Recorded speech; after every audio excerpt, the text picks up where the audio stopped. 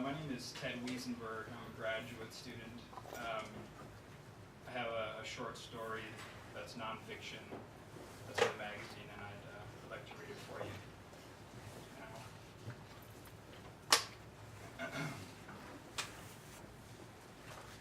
Two unusual facts about my family. One, we used to be Mormon. And two, when I was 4, my parents were concerned that I might be schizophrenic. Allow me to focus a moment on schizophrenia. Anyone familiar with the disease knows that it's no joke. While it usually manifests itself in people much older than 4, my parents' concern was not without warrant. Dad's career as an Army psychologist gave him certain authority on the subject, as did the fact that schizophrenia ran streaks in Mom's bloodline. When I was 4, I began hearing voices and hallucinating visions. These 2 friars, as in Christian monks, invaded my consciousness. They wore gunny sack robes. One was short and fat, the other was tall, skinny, and bald. They had names, too, which I'll explain shortly. The friars spoke to me throughout the day and night. The fat friar said, "Yes." The bald one said, "No." That's all they ever said. Yes, no, yes, no.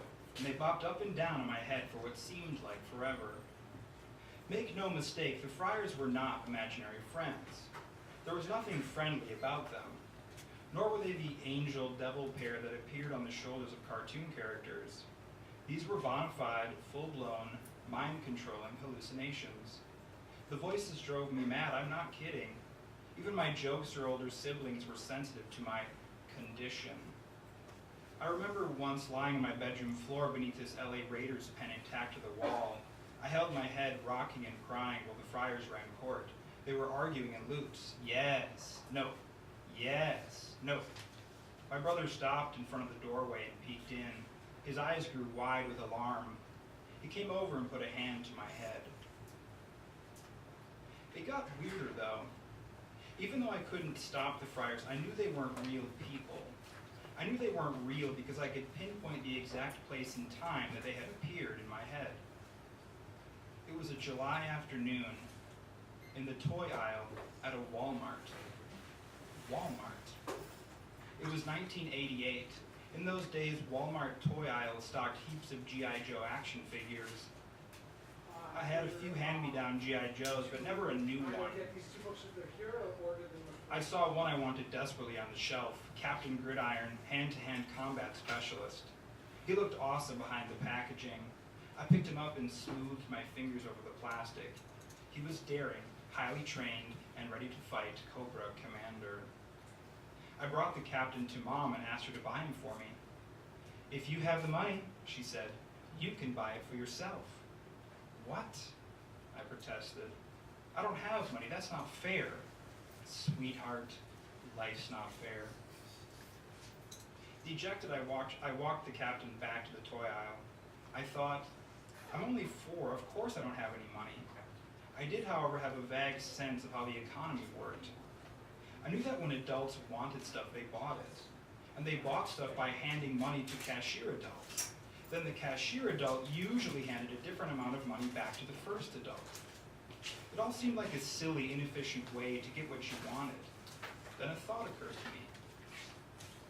If I don't have money to buy G.I. Joe, why don't I just take him? Yes.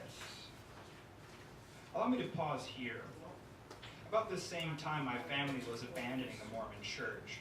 Something you might not know about Mormons is that they hear the word no a lot. No chocolate, no caffeine, no alcohol, no commerce on Sundays, no casual sex. No is embedded into the Mormon psyche.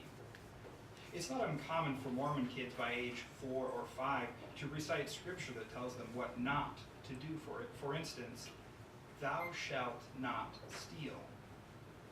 So I knew that taking something without paying for it was stealing. Stealing was wrong. No stealing.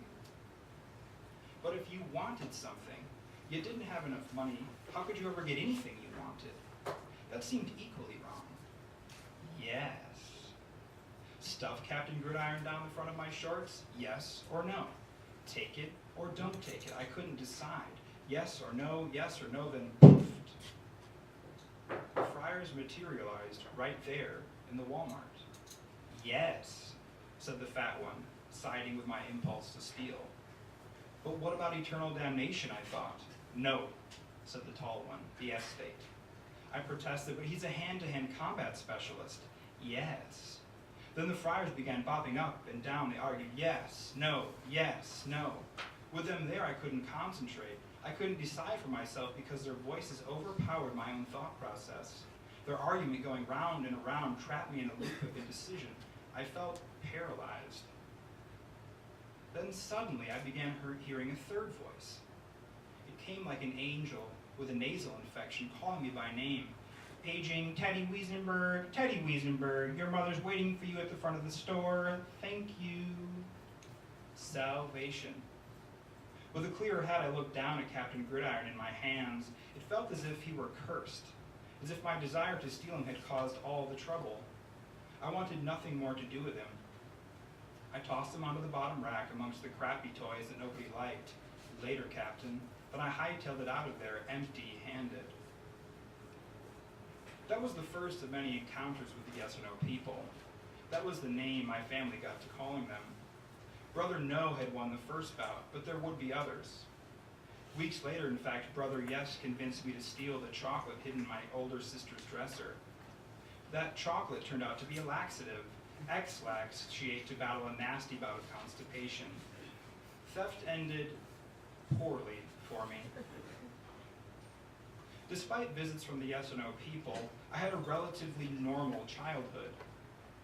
I know that hearing voices wasn't normal, but they weren't harming me, so I figured they were just one of those secrets people lived with. While my parents did hold me back from kindergarten one additional year, I never took medication or suffered public breakdowns. I took no special classes or treatments. I suppose the socialization of nursery school taught me to block out the voices of the Yes or No people, at least publicly. That is not to say the friars disappeared, however. On the contrary, I recall being alone in my bedroom coloring pictures of them as if sating a dirty little fetish. At some point in early grade school, the Yes or No people lost their hold over me. Perhaps I outgrew them. Strangeness lingers, though. While I can pinpoint exactly where I was when the Yes or No people arrived, I can't really say when they left. Nor do I know when my parents quit worrying about my mental health. The times I've asked Mom about it, her responses have been unsatisfying. She said, "That was a scary time. We weren't sure what to do. I guess that was the way your little conscience formed." But then I reflect on some of the struggles I've had in my 30 years. I've come to my own diagnosis. It's this. Making big decisions has always been unusually difficult for me. For example, since the age of 19, I've lived and worked on 3 continents, in 4 countries, in 5 different states. Since completing university, I've applied to graduate school 3 separate times, to completely different schools, to entirely different programs. I've had 2 near-marriage relationships, both ended in unkind breakups caused largely by my failure to make up my mind. So maybe the Yes or No people never went away at all. Maybe they've been right here with me all along, bopping up and down, yes or no.